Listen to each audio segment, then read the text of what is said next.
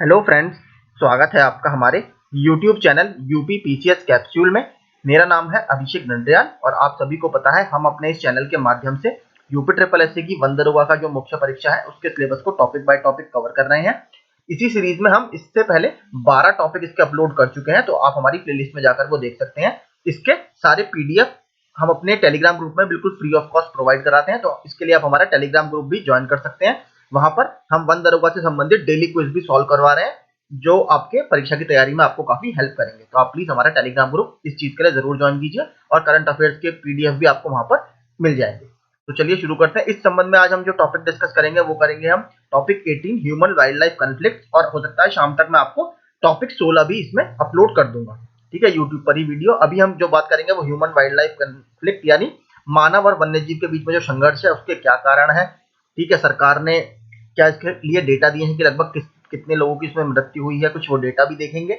इसके अलावा सरकार की क्या पहल है जिसकी वजह से मानव वन्य जीव संघर्ष को काफी हद तक कम किया जा सकता है। तो इस तरीके की बातें हम इस वीडियो में देखेंगे। तो चलिए शुरू करते हैं। ये हमारा टॉपिक 18 है और इसमें हम मानव वन्यजीव संघर्ष की बात करेंगे। तो चलिए शुरू करते हैं। मानव वन्यजीव संघर्ष उन संघर्षों को संदर्भित करता है जो उस स्थिति में उत्पन्न होते हैं जब वन्यजीवों की उपस्थिति या व्यवहार मानव हितों या जरूरतों के लिए वास्तव में या प्रत्यक्ष आवर्ती खतरों का कारण बन जाता है। ठीक है, जिसके कारण लोगों, जानवरों, संसाधनों और आवास पर आपका नकारात्मक प्रभाव पड़ता है। तो देखिए, ये दोनों के लिए लॉस वाली सिचुएशन होती है। एक तो इसमें जब आप देखेंगे, सबसे अच्छा इसका एग्जांपल है अगर हम उत्तर प्रदेश की बात करें तो बिजनौर, जो कि कहीं ना कहीं जिम कॉर्बेट का एक बफर जोन में आता है, जहां पर अमनगढ़ टाइगर रिजर्व आपने सुना होगा वो भी है। वहां पर आप देखेंगे ज्यादातर तेंदुए वगैरह बहुत ज्यादा बच्चों का शिकार कर लेते हैं, रात में सोते हुए बच्चे को उठाकर ले जाते हैं। तो उसमें देखिए गुस्से में फिर क्या करते हैं, जो ग्रामीण क्षेत्र के लोग होते हैं वो कभी कभी तेंदुओं की हत्या भी कर देते हैं। तो सबसे अच्छा इसका एग्जाम्पल यही है। तो इसमें देखिए दोनों का नुकसान होता है, कहीं ना कहीं जानवरों की भी इसमें मृत्यु होती है और कहीं ना कहीं जो लॉस ऑफ लाइफ है यानी लोगों की भी इसमें मृत्यु हो जाती है। और इसकी वजह से एक तरह से दोनों का जो संबंध है वो नकारात्मक रूप से इसमें प्रभावित होता है। ठीक है, तो यही मानव वन्यजीव संघर्ष है। अब इससे बात करते हैं कुछ आंकड़ों की। ठीक है, जो डेटा है ये लोकसभा में एक आंसर के रूप में मंत्री द्वारा दिया गया था, तो मैंने वही डेटा निकाला है। 2018-19 से 2020-21 के बीच देश भर में बिजली के करंट से 222 हाथियों की मौत हो गई। देखिए क्या होता है एक्चुअल में, जो हाथी होते हैं वो आपको पता है थोड़ा सा फसल वगैरह को ज्यादा डैमेज करते हैं। तो लोग क्या करते हैं, अपने खेत के बाहर बाड़े के रूप में इलेक्ट्रिक वायर्स यानी करंट की तारें बिछा देते हैं, जिसकी वजह से हाथी वहां पर ना आए। लेकिन देखिए इसी वजह से गाय वगैरह भी इसमें काफी मर जाती हैं और हाथियों की मृत्यु आप देख लीजिए, लगभग 222 हाथी इस करंट के कारण मारे गए। इसके अलावा वर्ष 2019 और 2021 के बीच अवैध शिकार के चलते 29 बाघ मारे गए, जबकि 197 बाघ की मौतों की जांच आपकी की जा रही है। तो यानी टोटल आप 197 और ये लगभग 220 के आसपास का नंबर है जो कि अवैध शिकार के कारण। ये भी ठीक है, मानव वन्यजीव संघर्ष का एक नकारात्मक पहलू है कि उनकी जो क्या है, गैंडा हो, गैंडे के सींग के लिए बहुत ज्यादा उसको मारा जाता है, शेर की या बाघ की खाल के लिए उसको काफी ज्यादा मारा जाता है। तो क्योंकि इनके अंतरराष्ट्रीय मार्केट में बहुत ज्यादा या ऊंचे दाम मिलते हैं, तो ये भी एक कहीं ना कहीं मानव वन्यजीव संघर्ष का उदाहरण है। आप देख लीजिए 220, जिसको बचाने के लिए इतनी ज्यादा पहल सरकार की तरफ से की जा रही है, उसमें भी 220 मौत के आंकड़े सामने हमारे आते हैं।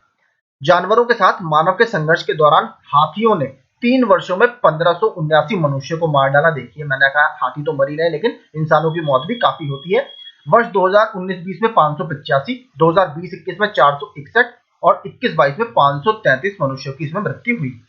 जबकि वर्ष 2019 से 21 के बीच बाघों ने रिजर्व में 125 इंसानों को मार डाला। तो देखिए कहीं ना कहीं बाघों ने भी काफी हत्याएं, एक तरह से काफी लोगों को अपना शिकार बनाया, और इसमें से लगभग आधी से ज्यादा मौतें कहां पर, महाराष्ट्र में हुई हैं। तो कहीं ना कहीं ये साफ दर्शाता है कि जो मानव वन्यजीव संघर्ष है वो एक उभरती समस्या है भारत में, क्योंकि भारत एक मेगा डाइवर्स कंट्री है। यहाँ पर आप देखेंगे लगभग हर प्रजातियां पाई जाती हैं। और हाथी देखिए सबसे बड़ी समस्या है काफी। अगर आपने कभी जिम कॉर्बेट वगैरह, अगर किसी ने नेशनल पार्क वगैरह विजिट किया है या कोई भी राष्ट्रीय उद्यान आपने घूमा है, तो वहां पर कभी अगर आप सफारी वालों से या गाइड से बात करेंगे, ठीक है, मैं पर्सनल एक्सपीरियंस बता रहा हूँ, तो वो यही कहते हैं कि सर यहाँ पर बाघ से भी ज्यादा खतरा जो है वो हाथियों से रहता है, क्योंकि हाथियों का जो मूड है वो किसी को समझ में नहीं आता। वो कभी भी मतलब काफी किसी को नुकसान पहुंचा सकते हैं, इसलिए हाथियों से लोग यहाँ पर ज्यादा डरते हैं। तो हाथियों का जो है वो काफी बड़ा इंडिया में समस्या है, क्योंकि वो खेत फसलों को भी बहुत नुकसान पहुंचाते हैं और इंसानों की मौत का कारण भी वो बनते हैं। तो इसके लिए अब आगे देखेंगे कि सरकार ने क्या क्या इनिशिएटिव चलाए हैं और इसके अलावा एक रिपोर्ट और आई है यूएनईपी की, उसके बारे में भी हम बात करते हैं। इसके अलावा देखिए इसी पर ह्यूमन या मानव वन्यजीव संघर्ष पर एक wild life fund for nature यानी विश्व वन्यजीव कोष और संयुक्त राष्ट्र पर्यावरण कार्यक्रम यानी United Nations Environment Programme UNEP द्वारा a future for all a need for human wildlife coexistence. Coexistence का मतलब है आप दोनों साथ साथ में कैसे रह सकते हैं और आप दोनों का फ्यूचर कैसे इसमें सिक्योर हो सकता है, इसके नाम की एक रिपोर्ट इन्होंने जारी की थी। ये जून या जुलाई 2021 में रिपोर्ट आई थी।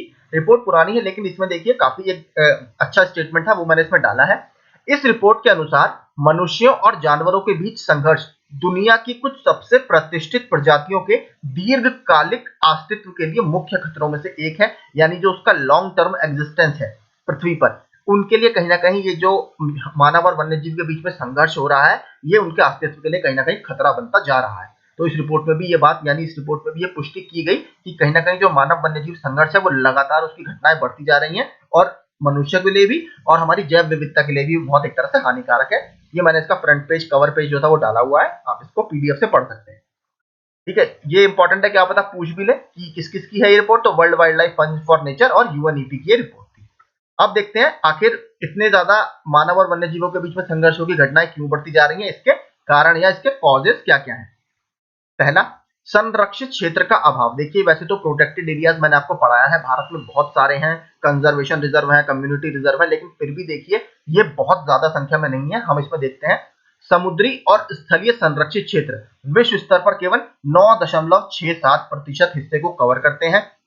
आप एक चीज पर फोकस कीजिए, अफ्रीकी शेर लगभग 40% और अफ्रीकी एवं एशियाई हाथी रेंज के 70% क्षेत्र संरक्षित क्षेत्रों के आपके बाहर है। देखिए समस्या क्या आती है, कोई भी जो जानवर होता है वो स्टैटिक नहीं होता, मतलब वो आपने ऐसा नहीं है कि आपने 2 किलोमीटर का क्षेत्र बनाया तो सिर्फ उसी क्षेत्र में घूमेगा।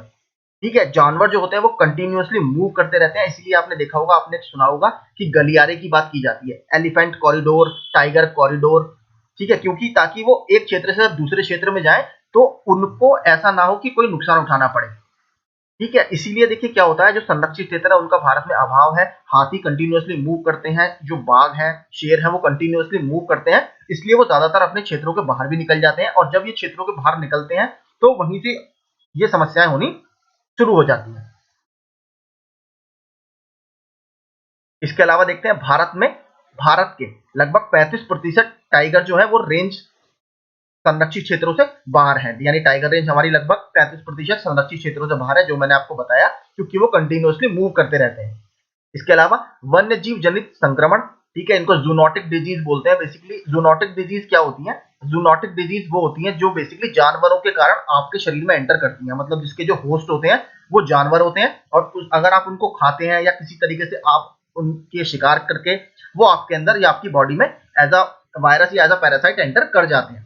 एक जूनोटिक बीमारी से उत्पन्न कोविड-19 महामारी लोगों के पशुओं और वन्यजीवों के साथ घनिष्ठ जुड़ाव तथा जंगली जानवरों के अनियंत्रित उपभोग से प्रेरित है। देखिए अफ्रीकी जो क्षेत्र है वहां पर आपने देखा होगा वो लोग शिकार वगैरह बहुत करते हैं, क्योंकि वो लोग वहां पर ट्राइबल पॉपुलेशन है, जनजातीय जनसंख्या बहुत ज्यादा है, तो वो ज्यादातर जो डिपेंड करते हैं वो जंगली जानवरों के शिकार पर ही डिपेंड करते हैं। तो उसमें वहां पर आप देखेंगे अफ्रीका में ही इस तरीके की बीमारी आपको बहुत ज्यादा देखने के लिए मिलती है। ठीक है, तो ये भी कहीं ना कहीं हम एक दिखाता है कि हम दोनों के बीच में या मानव और वन्य जीवों के बीच में जो संघर्ष है वो लगातार बढ़ता जा रहा है। इसके अलावा जानवरों और लोगों के बीच घनिष्ठ लगातार तथा विविध संपर्क के चलते पशु रोगाणुओं के रोगों में स्थानांतरित होने की संभावना बढ़ जाती है और वो लगातार हम देख भी रहे हैं। इसके अलावा कुछ अन्य कारण भी है। पहला, शहरीकरण। आधुनिक समय में तेजी से हो रहे शहरीकरण और औद्योगिकरण ने वन भूमि को गैर वन उद्देश्यों वाली भूमि में परिवर्तित कर दिया है, जिसके परिणाम स्वरूप वन्य जीवों के आवास क्षेत्र में कमी आ रही है। बिल्कुल ठीक बात है। इसके अलावा परिवहन नेटवर्क या ट्रांसपोर्टेशन नेटवर्क, वन श्रृंखलाओं के माध्यम से सड़क और रेल नेटवर्क के विस्तार के परिणाम स्वरूप सड़कों या रेल पटरियों पर दुर्घटनाओं में अनेक पशु मारे जाते हैं अथवा वे घायल हो जाते हैं। आपने सुना होगा कि हाथी कभी कभी ट्रेन के आगे आ जाते हैं, गाय वगैरह ट्रेन से कट जाती हैं, तो इस तरीके की समस्याएं भी परिवहन नेटवर्क के जंगली क्षेत्रों से गुजरने के कारण होती हैं। इसके अलावा जो पॉपुलेशन है हमारी वो लगातार बढ़ती जा रही है। देखिए जब पॉपुलेशन बढ़ती है तो आपको पता है कि किसी भी देश का जो एरिया है, क्षेत्रफल है, वो सीमित होता है। आपको उसी सीमित क्षेत्र में उनके रहने की व्यवस्था करनी पड़ती है और इसके लिए आपको जो मानव बस्तियां होती हैं वो बसानी पड़ती हैं। उसके लिए ज्यादातर क्या होता है, वनोन्मूलन होता है, जंगलों का कटाव होता है और उसके कारण जो हमारे संरक्षित क्षेत्र है उसमें कमी आती है और मानव और वन्य जीव के बीच में संघर्ष बढ़ता जाता है। संरक्षित क्षेत्रों की परिधि के पास कई मानव बस्तियां स्थित हैं और स्थानीय लोगों द्वारा वन भूमि पर अतिक्रमण तथा भोजन एवं चारा आदि के संग्रह के लिए वनों के सीमित प्राकृतिक संसाधनों पर आपका दबाव जो है वो बढ़ रहा है। ये काफी बड़ा समस्या है। इसके अलावा देखिए इसके इफेक्ट क्या होते हैं, जो मानव वन्य जीव संघर्ष है इसके क्या हमारे ऊपर इम्पैक्ट पड़ते हैं, क्या प्रकृति के ऊपर इम्पैक्ट पड़ते हैं। पहला, वन्य जीवन तथा पारिस्थितिकी तंत्र के ऊपर प्रभाव। पारिस्थितिकी तंत्र और जैव विविधता पर मानव पशु संघर्ष का प्रभाव हानिकारक एवं स्थायी परमानेंट भी हो सकता है। लोग आत्मरक्षा हेतु या हमले का शिकार होने से पूर्व ही हमला करने या प्रतिशोध में हत्या के उद्देश्य से जानवरों को मार सकते हैं। जो मैंने आपको भी तेंदुआ का एग्जांपल बताया, आप न्यूज़पेपर में सर्च कीजिएगा, लगातार ये घटनाएं होती रहती हैं जिसके चलते संघर्ष में शामिल प्रजातियां विलुप्ति की कगार पर पहुंच सकती हैं। जो अभी हमने रिपोर्ट देखी थी यूएनईपी की, उसमें भी यही बात कही गई थी कि उनके दीर्घकालिक अस्तित्व पर ये कहीं ना कहीं प्रभाव डाल रहा है। दूसरा, स्थानीय समुदायों पर प्रभाव। हमें पता है देखिए भारत में भी जो जनजातीय जनसंख्या है काफी ज्यादा है और वो मुख्य रूप से जंगलों में ही या उसके आसपास के क्षेत्रों में निवास करती है, तो कहीं ना कहीं उनके ऊपर भी इसका काफी ज्यादा इम्पैक्ट देखने के लिए मिलता है। वन्य जीवों का लोगों पर सबसे स्पष्ट और प्रत्यक्ष नकारात्मक प्रभाव उनके द्वारा किया गया हमला तथा पशुओं द्वारा फसलों या अन्य संपत्ति को हानि पहुंचाया जाना है। ठीक है, देखिए वैसे ही हमारे यहाँ किसान जो है वो बहुत स्मॉल एंड मार्जिनल फार्मर्स हैं, उनकी भी अगर फसल खराब हो जाती है तो कहीं ना कहीं उनका जो आजीविका के साधन है वो उस सीजन के लिए ऑलमोस्ट खत्म हो जाते हैं, तो ये भी काफी ज्यादा उनको प्रभावित करता है। इसके अलावा समानता पर प्रभाव या इक्वालिटी पर। वन्य जीवों के साथ रहने की आर्थिक और मनोवैज्ञानिक लागत उस वन्य जीव के आसपास रहने वालों को असमान रूप से चुकानी पड़ती है, जबकि एक प्रजाति के जीवित रहने का लाभ अन्य समुदायों तक वितरित होता है। इसके अलावा सामाजिक गतिशीलता पर इसका प्रभाव। जब कोई मानव वन्यजीव संघर्ष की घटना किसी किसान को प्रभावित करती है तो वह किसान फसल को नुकसान पहुंचाने वाले वन्यजीव से रक्षा के लिए सरकार को दोषी ठहरा सकता है, जबकि एक संरक्षणवादी ऐसी घटनाओं के लिए किसानों जो जंगली आवासों को साफ करते हैं तथा उद्योगों को प्रमुख रूप से दोषी मानते हैं। तो देखिए कहीं ना कहीं ये भी सामाजिक गतिशीलता पर आपको प्रभाव देखने के लिए इसका मिलता है। इसके अलावा सतत विकास पर प्रभाव, यानी जो सस्टेनेबल डेवलपमेंट है उस पर भी इसका प्रभाव देखने के लिए मिलता है। संरक्षण के संदर्भ में मानव वन्यजीव संघर्ष एक ऐसा विषय है जो सतत विकास के लक्ष्यों से दृढ़ता से जुड़ा हुआ है। हमें पता है जो 2030 तक हमें पूरे करने हैं, जिसको हम एजेंडा 2030 बोलते हैं, जिसमें हमारे 17 सस्टेनेबल डेवलपमेंट गोल्स हैं, वो ये कहीं ना कहीं सीधा उससे जुड़ा हुआ है, क्योंकि विकास को बनाए रखने के लिए जैव विविधता प्राथमिक घटक है, यानी प्राइमरी कंपोनेंट है। यद्यपि इसका स्पष्ट रूप से उल्लेख नहीं किया गया है, लेकिन कहीं ना कहीं देखिए दोनों एक दूसरे के एग्जिस्टेंस के लिए बहुत जरूरी है। इसके बाद बात करते हैं स्पेशली भारत के परिदृश्य में इसमें क्या क्या हमें देखने के लिए मिलता है। मानव वन्यजीव संघर्ष में भारत मानव वन्यजीव की बढ़ती चुनौती का सामना कर रहा है, जो विकास के दबावों, बढ़ती आबादी, भूमि एवं प्राकृतिक संसाधनों की उच्च मांग से प्रेरित है, जिसके परिणाम स्वरूप वन्य जीवों के आवासों का नुकसान यानी loss of wild life habitats, विखंडन यानी फ्रेगमेंटेशन ऑफ हैबिटेट्स और क्षरण यानी डिग्रेडेशन ऑफ हैबिटेट्स आपका इसमें होता है। यह दबाव लोगों और वन्य जीवों के बीच संपर्क को तेज करता है, क्योंकि वे प्रायः सीमाओं के स्पष्ट सीमांकन के बिना आवास स्थान साझा कर लेते हैं। देखिए जो मैंने आपको बताया, उनकी कोई फिक्स टेरिटरी नहीं होती, वो कंटिन्यूअसली मूव करते रहते हैं और इसी वजह से आपस में इन दोनों के काफी ज्यादा संघर्ष हमें देखने के लिए मिलते हैं। भारत में पर्यावरण, वन एवं जलवायु परिवर्तन मंत्रालय के आंकड़ों से पता चलता है कि वर्ष 2014-15 और 2018-19 के बीच 500 से अधिक हाथियों की मौत हो गई। हमने ऊपर देख भी लिया था, जिसमें अधिकतर मानव हाथी संघर्ष से संबंधित है। मैंने आपसे क्या कहा, देखिए हाथी वाली समस्या इंडिया में काफी ज्यादा है। इस अवधि में 2361 लोग हाथियों के हमले में मारे गए। ऊपर भी मैंने आपको अपडेटेड डेटा भी दिखा दिया था। अब देखते हैं हम, देखिए आखिर इस समस्या से कुछ पहले हमारे यहाँ क्या अपनाई गई हैं, कुछ इनिशिएटिव्स क्या लिए गए हैं। पहला, मानव वन्यजीव के संघर्ष के प्रबंधन हेतु परामर्श यानी आपका एडवाइजरी। यह राष्ट्रीय वन्यजीव board, national board for wild life की स्थायी समिति, स्टैंडिंग कमेटी का द्वारा यह जारी किया जाता है बेसिकली। इसके अलावा सशक्त ग्राम पंचायत परामर्श में वन्य जीवन संरक्षण अधिनियम 1972 के अनुसार संकटग्रस्त वन्य जीवों के संरक्षण हेतु ग्राम पंचायतों को मजबूत बनाने की परिकल्पना की गई है। इसके अलावा बीमा राहत, मानव वन्यजीव संघर्ष के कारण फसलों का नुकसान होने पर प्रधानमंत्री फसल बीमा योजना के तहत क्षतिपूर्ति का प्रावधान आपका शामिल है। यानी अगर आपको किसी तरीके से जानवरों के कारण आपकी फसल का नुकसान होता है तो उसकी भरपाई कहीं ना कहीं उसका इंश्योरेंस आपको प्रधानमंत्री फसल बीमा योजना के तहत भी दिया जाता है। इसके अलावा पशु चारा, इसके तहत वन क्षेत्रों के भीतर चारे और पानी के स्रोतों को बढ़ाने हेतु जैसे कुछ महत्वपूर्ण कदम शामिल हैं। इसके अलावा अग्रणीय उपाय कुछ और, इसमें परामर्श में स्थानीय राज्य स्तर पर अंतर विभागीय समितियों के निर्धारण यानी आपका इंटर डिपार्टमेंटल कमेटीज बनाना, पूर्व चेतावनी प्रणालियों को अपनाना, बेसिकली जो अर्ली वार्निंग सिस्टम आपके होते हैं उनको अपनाना, जंगली पशुओं से बचाव हेतु अवरोधों या घेराबंदी का निर्माण, जिसमें बेसिकली आप देखेंगे जो करंट वाली आप एक तरह से घेराबंदी करते हो उसको हटाना और किसी और तरीकों को उसमें अपनाना। मैं आपको पढ़ा चुका हूं, अगर आपने जिसने मेरा एलिफेंट रिजर्व वाला वीडियो नहीं देखा है वहां पर आप पढ़िएगा। प्रोजेक्ट रिहैब एक सरकार के द्वारा चलाया जाता है, बहुत अच्छी पहल है और उसके काफी सार्थक परिणाम हमें देखने के लिए भी मिल रहे हैं।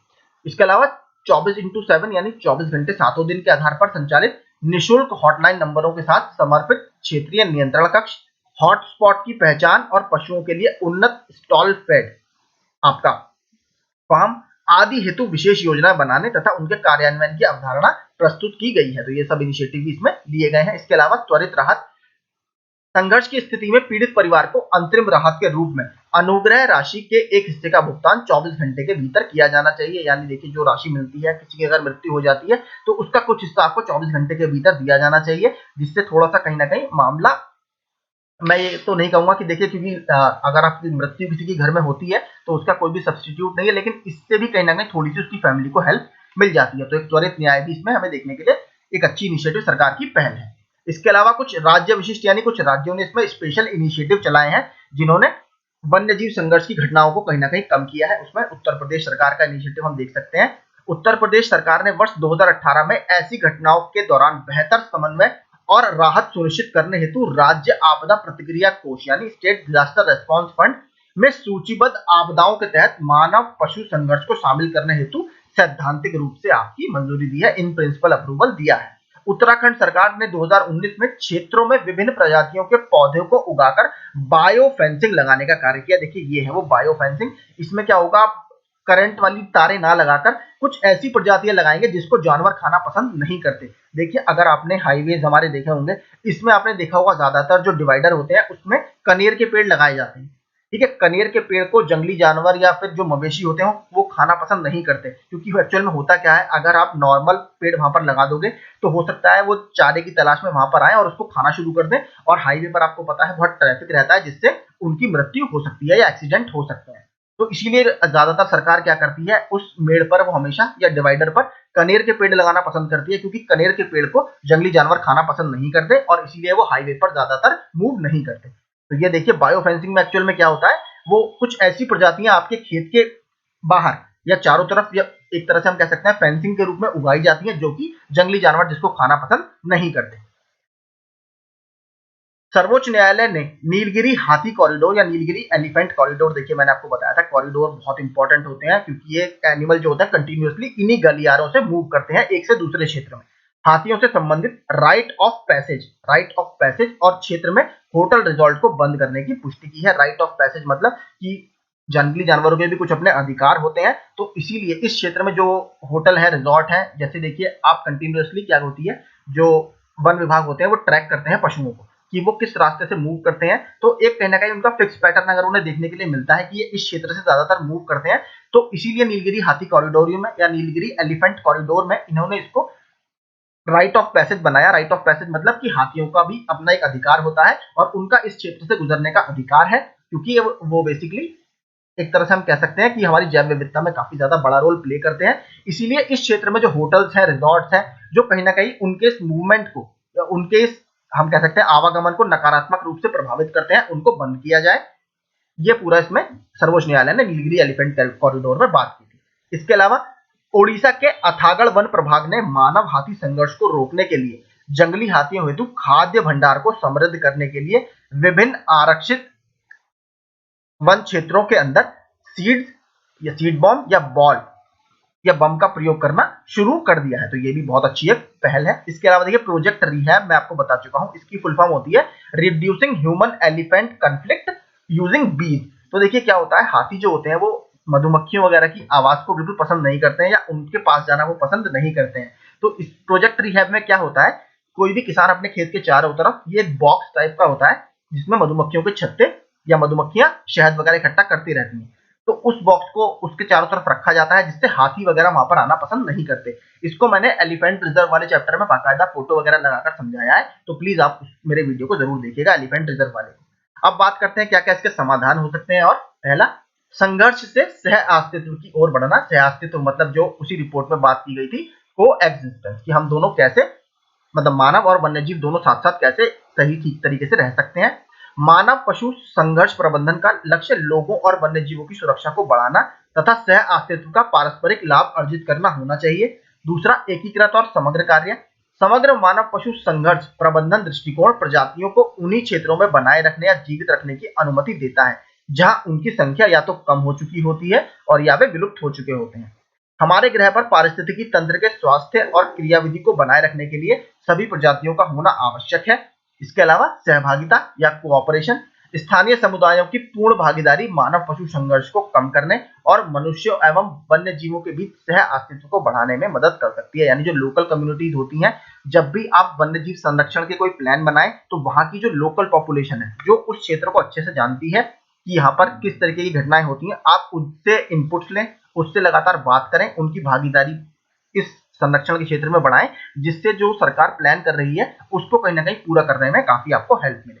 देखिए ये पूरा मैंने एक वो डाला हुआ है इमेज, आप इससे समझ सकते हैं। पहला, अंडरस्टैंडिंग द कन्फ्लिक्ट। ये स्टेजेस हो सकती हैं किसी मानव वन्यजीव संघर्ष को कम करने के लिए। पहला, अंडरस्टैंडिंग द कन्फ्लिक्ट, आप इसके कारणों को समझे कि आखिर ये क्यों हो रहा है। ठीक है, इसके अलावा आप क्या कर सकते हो, मिटिगेशन, हम इसको कैसे कम करें, कैसे इस तरह की घटनाओं को कम किया जा सकता है। अगर घटना हो गई है तो हमारा रेस्पॉन्स कैसा होना चाहिए। ठीक है, मान लीजिए कोई तेंदुए ने किसी बच्चे को घायल कर दिया, तो उस केस में जो ग्रामीण या जो जनसंख्या है उस आसपास के क्षेत्रों की, वो नाराज हो सकती है। तो हमारा रेस्पॉन्स कैसा होना चाहिए। इसके अलावा प्रिवेंशन, कम करना ठीक है, लेकिन अगर घटनाएं खत्म हो जाए या बंद हो जाए तो वो उससे अच्छा कुछ भी नहीं है। इससे दोनों की जान बचती है, जानवरों की भी और मनुष्यों की भी। तो इसका प्रिवेंशन हम कैसे कर सकते हैं, इसके लिए हमें क्या चाहिए होती है, कैसे हम बेटर पॉलिसी फॉर्मुलेशन कर सकते हैं, जो मैंने आपको बताया, जन भागीदारी। ठीक है, क्योंकि लोकल कम्युनिटीज जो होती हैं, जो वहां के स्थानीय समुदाय होते हैं, वो इन चीजों को बेहतर समझते हैं। तो कैसे हम उनकी मदद लेकर एक अच्छी पॉलिसी, अच्छी नीति का निर्माण कर सके मानव वन्यजीव संघर्ष के एक तरह से उन्मूलन में। इसके अलावा कंटिन्यूअस मॉनिटरिंग, जो देखिए मैंने आपको बताया कॉरिडोर जो होते हैं। ठीक है, जब अभी हमने नीलगिरी एलिफेंट रिजर्व वाला एग्जांपल देखा था, तो कैसे आप कंटिन्यूअसली किसी भी जंगली जानवर का रेडियो कॉलर वगैरह लगाकर, ठीक है आपने सुना होगा, जिसके थ्रू वो ट्रैक करते हैं, आप जंगली जानवरों को ट्रैक कीजिए, उनके एरिया की प्रॉपर मॉनिटरिंग कीजिए कि किस किस क्षेत्र में ज्यादा मूव करते हैं, और वहां के जो लोकल कम्युनिटी है, देखिए हटाना तो संभव नहीं होता, आप उनको एक तरह से वार्निंग जारी कर सकते हैं कि ये इस क्षेत्र में काफी ज्यादा मूव कर रहे हैं एनिमल, तो प्लीज आप ध्यान रखिए, इस चीज में अपने बच्चे वगैरह को सुरक्षित रखिए। तो इस तरीके की मॉनिटरिंग आप कंटिन्यूअसली जंगली जानवरों की कर सकते हो। ठीक है, तो ये एक फोटो में आप समझ सकते हो क्या क्या स्टेजेस आपकी मानव वन्यजीव संघर्ष को कम करने के लिए हो सकती है। ठीक है, तो पूरा देखिए यही है। आप प्लीज प्रोजेक्ट रिहैब जरूर देखिएगा, मेरे उस वाले वीडियो में से प्रोजेक्ट एलिफेंट वाला जो वीडियो मैंने बनाया था उसमें आप इसको देख सकते हैं। ठीक है, तो पूरा देखिए यही है। काफी इंपॉर्टेंट ये टॉपिक है क्योंकि लगातार समस्या बढ़ती जा रही है और यूनाइटेड नेशंस की रिपोर्ट भी इस पर आई है। तो आई होप आपको ये वीडियो पसंद आया होगा। शाम तक हो सकता है मैं जो फॉरेस्ट प्रोड्यूस है, वन उत्पाद वाला वीडियो है, वो भी आपके लिए लेकर आ जाऊं। तो तब तक आप इसका पीडीएफ थोड़ी देर में आपको मेरे टेलीग्राम ग्रुप में मिल जाएगा। Thank you so much.